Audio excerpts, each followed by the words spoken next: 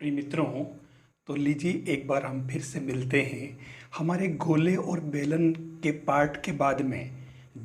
आज हम लेते हैं बेलन, और बेलन का ये केवल एक ही लेक्चर है। इसी के अंदर ये पूरा हो जाएगा। आपको नया इसके अंदर कुछ भी नहीं करना है। ये सारा का सारा कोर्स जो है मैं मेरे अपने यानी आपके अपने CMPC यूट्यूब चैनल पर मैं ले रहा हूँ।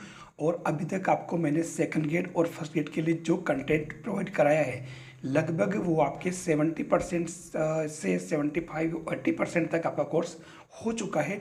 और मैं बहुत जल्दी इसको पूरा करने वाला हूँ। आप लगातार CMPC चैनल पर बने रहें और इस कंटेंट को पूरा करें। तो देखिए, आज का जो टॉपिक है वो हमारा बेलन होगा। इसके जस्ट पहले जो अपन ने लिया था वो गोला और शंकु था। बेलन के अंदर क्या है, देखिए जो डेफिनेशन है उस डेफिनेशन के अंदर हमारी सारी चीज़ें क्लियर हो जाती है। एक स्थिर रेखा के समांतर तथा एक दिए हुए वक्र की प्रतिच्छेद या दिए हुए पृष्ठ को स्पर्श करने वाली एक चर रेखा द्वारा जनित पृष्ठ को बेलन कहते हैं।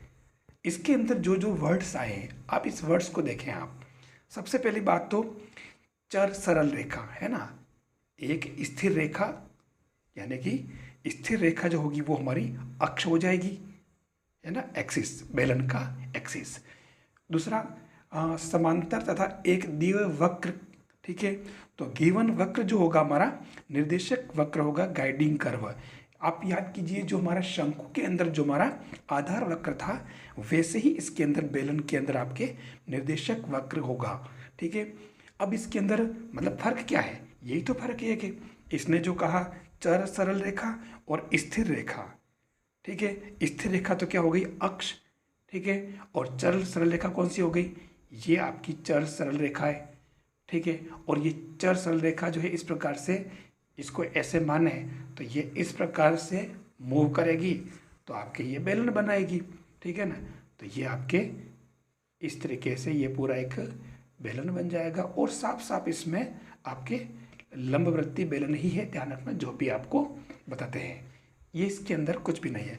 तो हमारे पास सरल रेखा यानी कि हमारा जनक होगा, जिससे ये हमारा ये बन रहा है अपने बेलन। और स्थिर रेखा हमारा ये अक्ष हो जाएगा।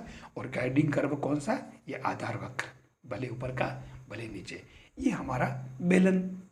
शंकु के अंदर केवल नीचे आधार वक्र था, कुछ नया था नहीं इसके अंदर। अब देखिए, अपन जिस तरीके से शंकु के समीकरण को अपन ने डिराइव किया, ठीक वैसे ही हम इक्वेशन ऑफ सिलेंडर, है ना, बेलन का, यदि इक्वेशन जनक रेखा हमारे पास में x/L, y/M, z/N के समांतर है, जो अपने डेफिनेशन में एक लाइन आई थी, आप याद कीजिए। डेफिनेशन के अंदर हमने लिया है, ये देखिए कि एक स्थिर रेखा के समांतर तथा एक दिए हुए वक्र की प्रतिच्छेद या दिए हुए पृष्ठ को स्पर्श करने वाली एक चर रेखा द्वारा, तो चर रेखा तो हमारी जनक रेखा थी ये वाली, ठीक है। और इसके समांतर, तो ये इसने कह दिया कि जनक रेखा हमारी ये है, इसके समांतर है। और आधार वक्र आपका एक शांकव दे रखा है, x² + by² + 2hxy 2gx 2fy + c = 0 और z = 0। देखिए, ये वाली बात आपको हमेशा याद रखनी होगी, ठीक है। अब यहाँ किया क्या है, यहाँ हमने रिक्वायर्ड इक्वेशन डायरेक्ट निकाल दिया है। ये इक्वेशन निकाला कैसे, हमने इस पर कोई पॉइंट P लिया और पॉइंट P यानी कि, और वो अल्फा बीटा गामा लेकर के, और हमने इसके अंदर z = 0 किया, ठीक है, ताकि ये x - alpha, y - beta, z - gamma हो जाएगा। इसको आप कुछ भी r लेकर के और आप ये इक्वेशन निकाल सकते हैं। अगर पता नहीं चला हो तो देखिए, मैं शॉर्ट में कर देता हूँ। यहाँ पर जो अपन ने पीछे काम किया था सेम वही होगा, x - अल्फा/L, y - बीटा/M, z - गामा/N इक्वल टू, आप इसमें z 0 दे रखा था, आपको इक्वल कुछ कैलकुलेट करने की ज़रूरत नहीं होगी। अब इसमें z 0 करोगे तो z 0 करते ही आपके पास में कोऑर्डिनेट आ जाएंगे, ठीक है। z = आप इसमें क्या पुट करेंगे, 0, तो कोऑर्डिनेट क्या मिलेंगे आपके पास में, इसके अंदर ये जो कोऑर्डिनेट आएंगे वो हो जाएंगे, अगर इसमें तो भले आप ऐसे लिखो x1 y1 z1 करो, कुछ भी करो, हमने अल्फा बीटा गामा ले लिया, तो ये क्या हो जाएगा आपके alpha minus L upon N और ये गामा, फिर comma beta minus M upon N, यहाँ पर भी गामा, और तीसरा जीरो जेड ही से। ये कोऑर्डिनेट आप इसके अंदर पुट करें, और पुट करते ही आपके पीछे वाले में तो अपन ने एलिमेंट यानी शंकु के अंदर तो अपन ने इससे और इससे एलिमेंट का विलोपन किया था। आपको बेलन के अंदर एलिमेंट का विलोपन नहीं करना है। ये देखो एलिमेंट में ही क्वेश्चन आ रही है, इक्वेशन जो आपकी आ रही है वो एलिमेंट में ही आ रही है। तो ये हमारा एक कॉमन वर्क हुआ, लेकिन इसको देख करके आपको डरने की जरूरत नहीं है। मैं आपको इतना बिल्कुल सिंपल पार्ट की तरफ ले जा रहा हूँ, बिल्कुल आपको समझ में आ जाएगा। चलें, लीजिए चलते हैं। लंबवृत्तीय बेलन, जो हमने जिस तरीके से लंबवृत्तीय शंकु की बात की थी, सेम ऐसे राइट सर्कुलर सिलेंडर, ठीक है ना। यानी कि एक चर सरल रेखा जिसको अपन क्या कहेंगे, जनक द्वारा एक स्थिर रेखा जिसको अपन एक्स कह रहे हैं, अक्ष है ना, के समांतर और अचर दूरी है ना, जिसको अपन त्रिज्या कहेंगे, पर रहते हुए जनित पृष्ठ को लंबवृत्तीय बेलन कहते हैं। जो यहाँ बता रखा देखिए आपके, ठीक है, ये आपकी अक्ष हो गई, अक्ष पर कोई आपके बिंदु ए अल्फा बीटा गामा है, ठीक है, और अचर दूरी, क्योंकि जो आप इस तरीके से बना रहे हो तो एक फिक्स दूरी होनी चाहिए सेंटर से, तो अचर दूरी हमारी वो त्रिज्या हो जाएगी इसकी।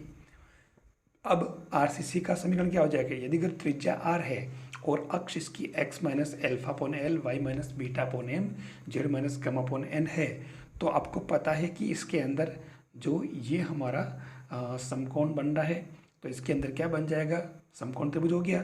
तो उस केस में ये A P square equal to हमारे A M square plus P M square बन जाएगा, है ना, पाइथागोरस थ्योरम से।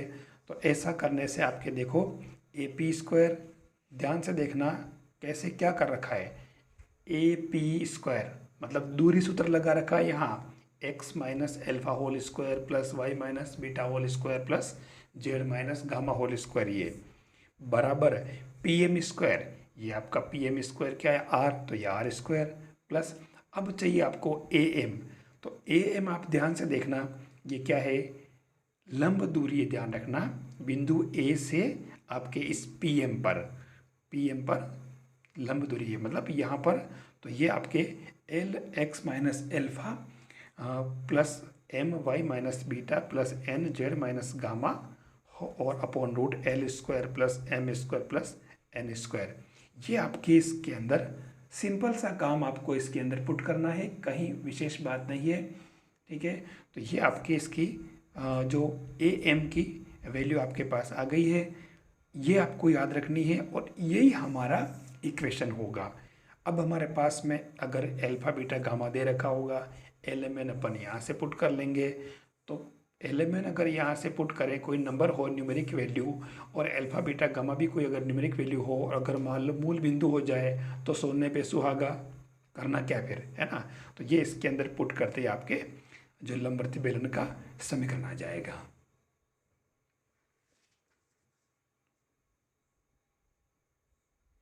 जिस तरीके से शंकु के अंदर हमने लिया था, है ना, सेम वैसे ही यदि लंबवृत्तीय बेलन की त्रिज्या आर हो और अक्ष एक्स अक्ष हो, तो आर सी सी का समीकरण y square plus z square equal to r square होगा। अगर वाई अक्ष हो तो x square plus z square equal to r square होगा, और अगर जेड अक्ष हो तो x square plus y square equal to r square. अब इसको भी आप ध्यान से पढ़ लें। एक्स अक्ष हो तो देखिए इसके अंदर समीकरण में एक्स नहीं आ रहा है, अगर वाई अक्ष हो तो इसमें वाई नहीं आ रहा है, एक्स जेड और आर, और जेड अक्ष है तो इसके अंदर जेड नहीं आ रहा है, x square plus y square equal to r square. ये भी आपका बहुत बहुत इम्पोर्टेंट पार्ट है, इसको आप याद कर लें। हो गया याद? आगे बढ़े, तीनों को देख लेना ढंग से। ये वाई जेड मतलब एक्स अक्ष, एक्स जेड मतलब वाई अक्ष, और एक्स वाई मतलब जेड अक्ष। अब इसको आप याद रखें क्योंकि इससे तो आपके क्वेश्चन बनना ही है, इसलिए आपको तैयार रहना है।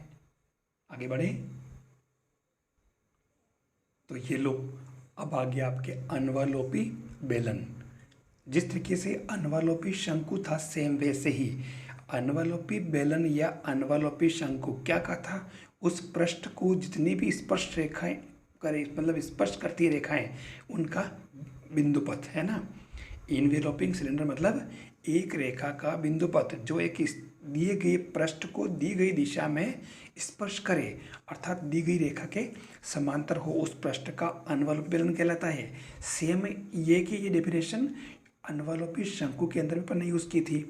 अब अगर यहाँ ये कहता है कि अनुवालोपी बेलन का समीकरण निकालना है, आपके पास में जो पृष्ठ दे रखा है वो ax² + by² + cz² = 1। अब इसके अनुवालोपी बेलन का समीकरण ज्ञात करना आपको, और जिसकी जनक रेखाएं जो है वो x/l = y/m = z/n के समांतर है। ठीक है, जनक रेखाएं तो आपके इसके समांतर है और ये आपका पृष्ठ है। तो इस पृष्ठ से इसके समांतर रेखाएं लिखा नहीं, यहाँ दी गई रेखा के समांतर हो तो इसके समांतर रेखाएं जो है जितनी भी होगी वो इसको स्पर्श करेगी पृष्ठ को, उनका बिंदुपथ हमारा अनुवालोपी बेलन होगा।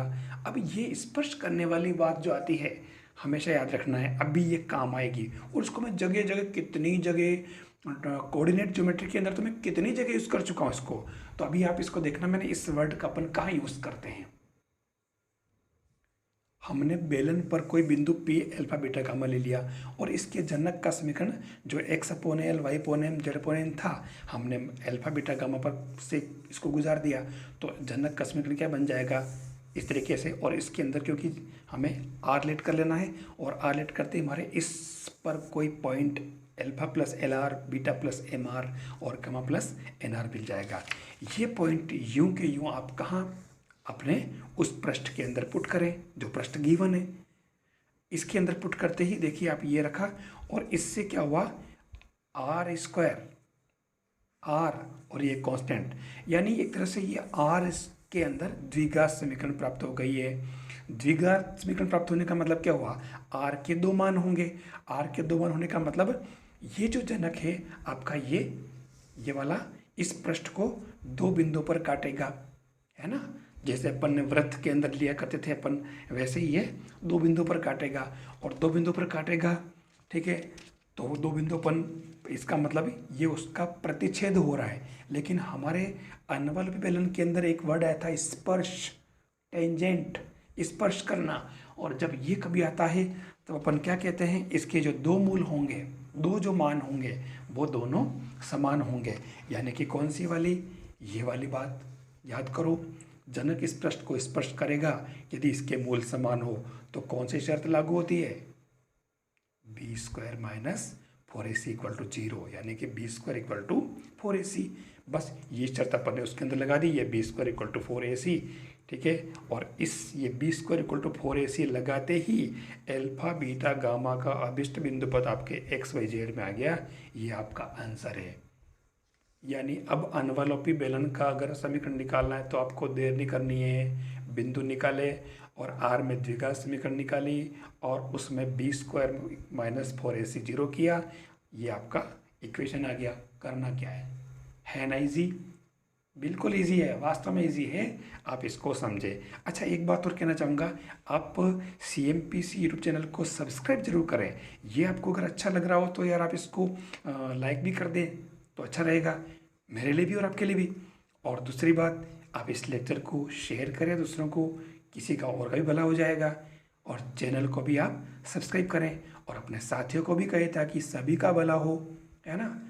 सभी का भला होगा तो अपना भी हो जाएगा, क्योंकि बहुत अच्छी चीज़ मैं आपके लिए प्रोवाइड करा रहा हूँ, तो आपको इसका फ़ायदा लेना है और दूसरों को भी दिलाना है, तभी हमारा फ़ायदा होगा। लो ये क्वेश्चन आ गया एक बढ़िया, इतना शानदार क्वेश्चन देखना। उस बेलन का समीकरण ज्ञात कीजिए जिसकी जनक रेखाएं इसके समांतर है और जिसका गाइडिंग कर्व जो है वो क्या है, x² + 2y² = 1 z = 0। ठीक है, अब करना क्या है, जब मैंने इसकी स्टार्टिंग की थी मैं आपको एक बार फिर से ले जाना चाहूँगा। ठीक है ना, कैसे देखना, ये जो हमने स्टार्ट किया था कि इसके समांतर है और ये शांकव है, तो बेलन का समीकरण मैंने कहा था कि इसके अंदर Z0 दे रखा है और आपको इस तरीके से इसका इक्वेशन निकालना। कितना लंबा इक्वेशन होगा, हम कैसे करेंगे, बहुत भारी भारी लग रहा था। अब इस चीज़ को आप इसके अंदर देखें, ये तो हमारा कर्व, ठीक है, ज्ञात क्या करना था, बेलन का समीकरण, ये हमारा कर्व, तो इस कर्व की जगह हमारा कर्व कौन सा हो गया, x² + 2y² = 1, छोटा सा कर दिया। और आपको बताओ एग्जाम में तो जैसे y² = 4x और छोटा हो जाएगा, ठीक है, और z = 0 इसके अंदर भी आ रहा है, तो इसके अंदर सेम शर्त। अब इसके अंदर क्या किया था, कोई बिंदु लिया अपन ने अल्फा बीटा गामा, ठीक है, और इससे ये 3 बिंदु निकाल लिए, दिस एंड 0, और इसको अपन ने इसके अंदर रखा, तो ये इक्वेशन आया।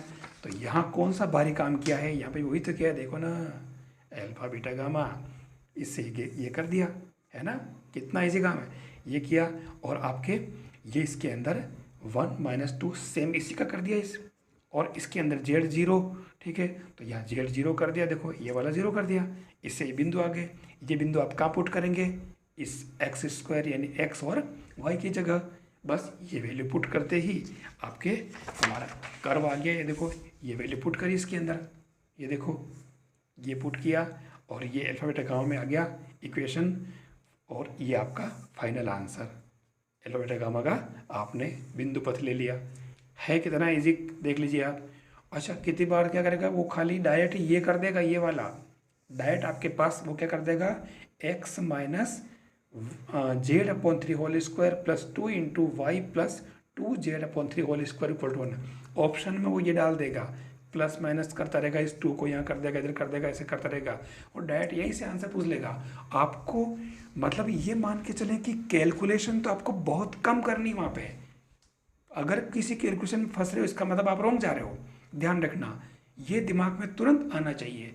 तो देखिए बिल्कुल डायरेक्ट आंसर आ रहा, और ये आपके बेलन का समीकरण आ गया, है ना इजी। आगे बढ़े,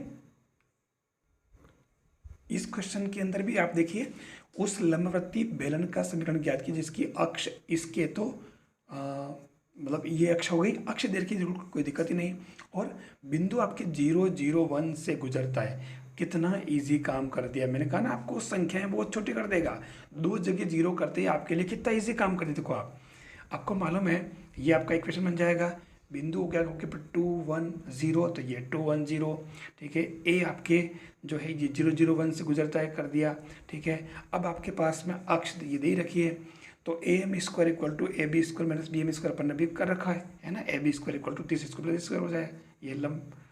तो R² देखो x - alpha whole square, y - beta whole square, z - gamma whole square, यानी कि ये क्या किया हमारे पास में, इसने ये जो तरीका हमारा था, ये एक तरह से हमारा फॉर्मूला था, सेम याद करो पहले, है ना, L(x - alpha + m y - beta + n z - gamma upon this whole square, ये हमारा ओरिजिनल इक्वेशन था। अब हम इसके अंदर वैल्यू पुट कर रहे हैं, देखना, R² = x - अल्फा, तो ये 2 - 0 या 0 - 2, तो ये डिस्टेंस निकाल के देख लो आप, है ना, 0 - 2, 0 - 1 और 1 - 0, ये कर लिया, और माइनस L, ठीक है, ये आपके LMN, तो ये LMN, ठीक है, और अंदर x - अल्फा y - बीटा जो सेम ये चीज़ें थी, ये डाल दी, LMN आपके पास में है, ये आपके पास हो गया काम, है ना। इतना काम कितना ईजी है वाला, है ना। बस ये आपके त्रिज्या आ गई इसके अंदर, √40/7। अब इसने क्या किया, बेलन पर कोई अन्य बिंदु ले लिया, क्योंकि चेंज करना पड़ेगा प्रोसेस, P बिंदु XYZ ले लिया, है ना, पहले जो गुजरता वो अपन इधर ले लिया था, आपकी बार इधर ले लिया, बाकी ये तो अपनी जगह 2, 1, 0 थे यही से। अब अपन ने सेम वही ले लिया, BP² = OB² + OP², तो सेम प्रोसेस यूज़ किया, और इसके अंदर ये R जो ही थी यहाँ रखी, इसको हमने सोल्व किया, और सोल्व करते ही हमारे पास में जो आंसर आए हैं ये वाला, है ना, पूरा सोल्व किया इसको, ये यहाँ से इसको खोला और ये आंसर लाया है फाइनली, ये हमारा इक्वेशन होगा। अब इसको देख के आपको डरने की जरूरत नहीं है, ये इतना बड़ा आपको वहाँ पे करना नहीं है। अगर ये क्वेश्चन पूछा है ना, तो वो वहाँ पे आपके क्या पूछेगा, वो आपके रेडियस पूछ लेगा, इतना तो अपन कर ही सकते हैं यार, मैं आपको इतनी बड़ी कैलकुलेशन की बात नहीं कर रहा हूँ, वो इक्वेशन नहीं पूछेगा, प्रोसेस तो मिल गया है, लेकिन वो आपसे खाली उसकी बेलन की त्रिज्या पूछेगा जो आपके ये आ गई है। तब इसमें देर क्या लगी है, पाइथागोरस थ्योरम लगाती है, अपन ने कर लिया है ना। तो आपको इतना बड़ा काम नहीं करना, बस खाली इतना सा करना, ये एक प्रोसेस बता दिया कि इसमें ऐसा किया जाता है। वैसे इसका फाइनल आंसर तो यही आ रहा है, ये वाला, लेकिन आपको यहाँ तक इतना करने की ज़रूरत नहीं है, वो तो बहुत छोटा सा काम पूछेगा। मैंने आपको पहले ही बता दिया कि आपको बहुत बड़ी कैलकुलेशन के अंदर नहीं पढ़ना है।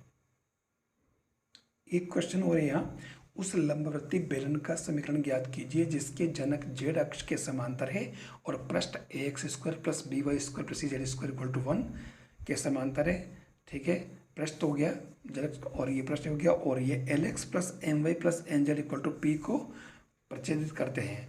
ध्यान रखना पीछे वाले क्वेश्चन में सेम ऐसे ही था, और उसके अंदर यानी कि यह जो शंकु वाला पार्ट अपन ने किया था ना, उसके अंदर भी ऐसा क्वेश्चन था, वहाँ मूल बिंदु दे रखा था, ध्यान रखना शीर्ष, ठीक है ना। यहाँ थोड़ा चेंज है इसके अंदर, तो इसके अंदर कुछ नहीं है, देखो आप ये कर दिया इसको, है ना, x minus alpha y z x का ना, तो जेड एक्स के लिए 0 0 1 कर दिया, r रखा, और ये बिंदु निकाले alpha beta gamma plus r, ये वैल्यू इसके अंदर पुट करी। ठीक है, तो हमारे पास ये एक इक्वेशन आ गई।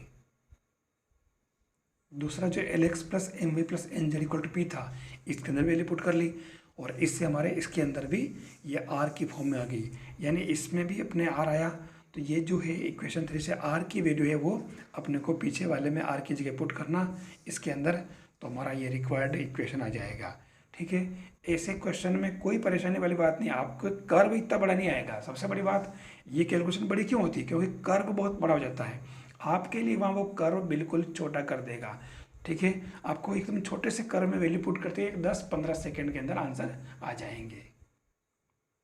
यहाँ जो क्वेश्चन ले रखा है, उस बेलन का समीकरण ज्ञात कीजिए जिनकी जनक रेखाएं मतलब x/l y/m z/n के समांतर है और गोले x² plus y² plus z² equal to a² को स्पर्श करता है। सेम वही तो काम किया, कोई बिंदु ले लिया अल्फा बीटा गामा, तो हमारा ये जनक का समीकरण हो गया, r रखा, बिंदु आए, ठीक है, और गोले में पुट करें। ठीक है, ये हमारे, अब इसने कहा कि यहाँ गोले को स्पर्श करता है, और स्पर्श गोले को स्पर्श करने पर यह r में द्विघात समीकरण बना, तो द्विघात समीकरण बनते ही क्या हो जाएगा, याद करिए, स्पर्श करेगी तो क्या होगा, b² minus 4ac equal to 0 लगाएंगे। ये देखिए, बस ये रखा, और इसके अंदर अपने को एलिमेंट का विलोपन नहीं करना है, यही हमारा आंसर है। b² 4ac करते ही तो आपके आंसर आ गए, कुछ भी नहीं करना है ना इजी। देखिए ये वाला क्वेश्चन आपके पूछा गया है, उस लंबवृत्तीय बेलन का समीकरण ज्ञात कीजिए जिसका निर्देशक वृत्त x² plus y² plus z² 9, x minus 2y plus 2z equal to 3 है। ध्यान से देखना, ये हमारे एक तरह से l, m और n हो गए। बिंदु 0 0 0 से तल x minus 2y plus 2z equal to 3 पर डाले गए लंब की लंबाई p अपन कैसे निकालते हैं, ओरिजिन से, ये हमारा सर्कल है, इस पर एक तल है, तो मतलब प्लेन हो गया, एक सर्कल जो है इसका जो परिच्छेद काटा गया, तो p equal two plus minus ये करोगे आपको पता ही है, 0 0 से निकालना आता, 1² माइनस प्लस 2² डाल दिया तो 1 आ गया, तो p आ गया। इससे हमारे इस वृत्त की त्रिज्या क्या बन जाएगी, √r² माइनस p², है ना, r² माइनस p², इसकी ये जो त्रिज्या है ये वाली, है ना, तो आराम से निकल जाएगी, √8 हो गया। अब वो कितनी बार खाली ये √8 भी पूछ लेता है। अब आपको पता होना चाहिए कि इस तल की बात कर रहा है, तो इसके अभिलंब के दिक् अनुपात क्या हो जाएंगे, है ना, 1 माइनस 2 2, तो ये x/1 y/-2 और z/2 हो जाएगा, ये सीधी सी इसका ये अभिलंब हो जाएगा, कोई परेशानी वाली बात ही नहीं है। बस उसके बाद तो वही हमारा pb² equal to pa² minus ab² ये कर रखा आप देखो, है ना, a b और p हमारा x y z है, a हमारा 0 0 0 है, और b हमारा यहाँ पे आ जाएगा, उससे निकालना पड़ेगा अपने को, है ना, ये तो लंब है, तो इससे काम चल जाएगा, इसकी ज़रूरत ही नहीं है, क्योंकि हम डायरेक्ट वो लगाते हैं r² इक्वल टू, है ना, ये pa² और ये ab² अपने को पता है, बस ये वैल्यू पुट की और ये हमारा आंसर है। कोई मुश्किल काम नहीं है। कितनी बार तो वो यहीं ला के छोड़ देता है, खाली इधर 9 तो को भेजता है, ये होल स्क्वायर खोलने देर लगती है, वो खोलता ही नहीं है। 9 इधर कर लेता है और ये 9 कर देगा और यहीं से वो आंसर दे देगा। तो हमें इतना ही काम करना है, हमें पहले प्रोसेस को अच्छी तरह से पकड़ में ले लेना है ताकि हमारा क्वेश्चन सही हो जाए। एक बार इस पर नज़र डालना तो 3 चलित निर्देशांकों में से किन्हीं 2 चरों का संबंध प्रदर्शित करता है? शंकु, बेलन, गोला और सरल रेखा। बताना तो क्या आंसर आएगा? कुछ पता चल रहा है? अब ऐसा क्वेश्चन आता है और हम बड़े भारी भारी क्वेश्चन करने बैठते हैं और ऐसे में हम मात खा जाते हैं। दरअसल ध्यान रखना, 3 चलित निर्देशांकों में से किन्हीं 2 चरों का जो संबंध होगा वो हमारे बेलन को शो करेगा। ध्यान रखना है ना, ये जो बताया अभी, ठीक है। आपको इसको पूरा प्रूव करने की जरूरत नहीं है, अगर चाहें तो हो कर सकते हैं, लेकिन आपको ध्यान रखना होगा ये। अब देखो, शंकु भी आपके सिलेबस में, बेलन भी सिलेबस में, गोला भी है। चलो सरल रेखा अपने लिखेंगे, ठीक है, लेकिन आपके इन 3 में तो कन्फ्यूज़न हो गई होगा। अब शंकु भरें, बेलन भरें, गोला भरें, तो ये आपका बेलन जो है वो करेक्ट आंसर होगा। ये आपके किसी भी बुक के अंदर ये चीज़ मिल जाएगी प्रूव की हुई, लेकिन आपको उसके अंदर नहीं जाना है। देखिए, प्रैक्टिस के लिए आपके ये लंबवर्ती बेलन के समीकरण ज्ञात करना, जिसकी त्रिज्या और अक्ष की समीकरण दे रखी है ना, तो ये प्रैक्टिस के लिए आप आराम से कर सकते हैं। एक ये क्वेश्चन भी है, उस लंबवर्ती बेलन का कार्तीय समीकरण जिसकी त्रिज्या a और अक्ष z अक्ष है। तो जो प्रोसेस मैंने बताया पीछे, आप उससे इसको भी कर सकते हैं। देखिए, ये क्वेश्चन है ये वाला, और ये वाला क्वेश्चन जो है पूछा हुआ है आपके आरपीएससी में। उस लंबवर्ती बेलन का समीकरण ज्ञात कीजिए जिसका निर्देशक वक्र x² + y² + z² = 9, x - y + z = 3। अभी भी मैंने बताया था, यहाँ पर 1 था, यहाँ -2 था और यहाँ +2 था। तो अपन ने विलंब के जो दिक् अनुपात निकाले थे और विलंब का समीकरण निकाल करके अपन ने भी किया था। सेम वैसे प्रोसेस इसका। तो ये आप इस तरीके से, आप बहुत सारे अच्छे अच्छे क्वेश्चन दे रखे हैं, आप प्रैक्टिस के लिए इनको कर सकते हैं। सारे क्वेश्चन बहुत ही इम्पोर्टेंट है, ये केवल प्रैक्टिस के लिए। आप देखना, कोई विशेष बात नहीं। जैसे यहाँ दिया तो देख लो, ये कर्व कितना छोटा कर दिया, यहाँ दिया तो देखो कर्व कितना छोटा कर दिया। जो z = अपन 0 करते थे, यहाँ आपके z = 3 हो जाएगा। 3 होते ही आपके x और y की वैल्यू आ जाएगी यहाँ 1, y = -2 और z 0 हो जाएगा। तो कोऑर्डिनेट आ गए, कोऑर्डिनेट उसके अंदर पुट किए, यहाँ अल्फा बीटा गामा लिखना, आप इसके अंदर पुट करना, ये आपका इक्वेशन आ जाएगा, है ना। जो पीछे सेम तरीका पीछे बता रखा है मैंने, इसका यूं का यूं, खाली इसके अंदर इसने ये कर्व चेंज किया है, या z 0 की जगह 3 कर दिया है और सुविधा कर दी बेचारे ने। तो इस तरीके से आप, जैसे ये वाला कर्व है, ये भी आप कर सकते हो, है ना। ये सारे क्वेश्चन इतने ईजी है कि आप इसको एक ही बार में आराम से कर सकते हैं। ये कुछ ऑब्जेक्टिव टाइप क्वेश्चन है। उस लंबवर्ती बेलन का समीकरण जिसकी अक्ष z अक्ष और त्रिज्या a है। लो, z अक्ष है तो z उसमें नहीं आएगा, आपको पता है, मैंने बता दिया है पहले, इसमें से आप पता करें।